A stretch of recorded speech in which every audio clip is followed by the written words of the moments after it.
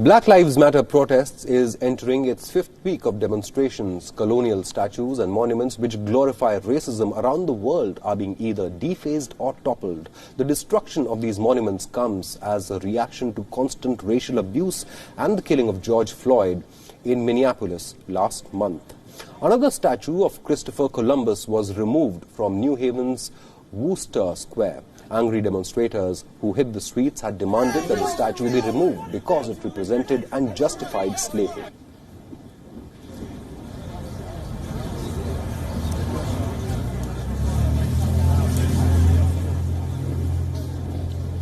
Earlier this week, a statue of Columbus in fact was beheaded in Boston and torn down using ropes in Minneapolis, Minnesota and Virginia as well.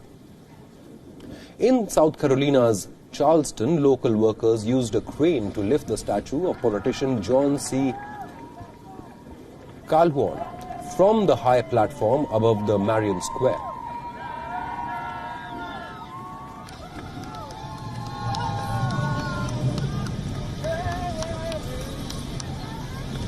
Calhoun was an American politician and statesman who defended slavery and also served as seventh former Vice President of the United States of America.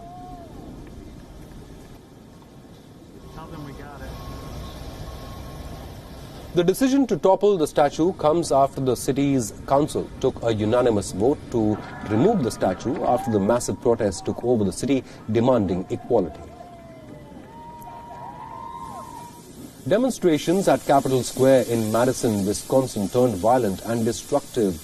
The angry protesters tore down two statues, one a statue of Wisconsin's motto, which read "Forward," and another statue of Colonel Hans Christian, a politician and soldier who had died fighting against slavery. Sir, I'm calling an ambulance for you.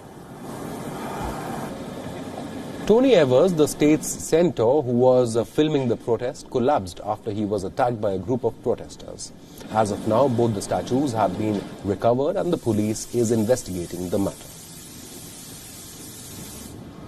As protesters continue to target many statues and monuments as homage to George Floyd, who was killed in police custody on the 25th of May, President Trump has said that he would sign an executive order to protect all U.S. historical monuments.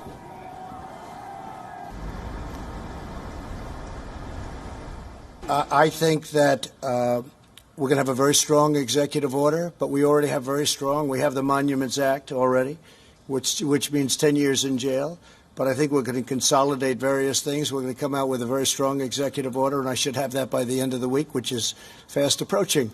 We're going to have it a very powerful statement.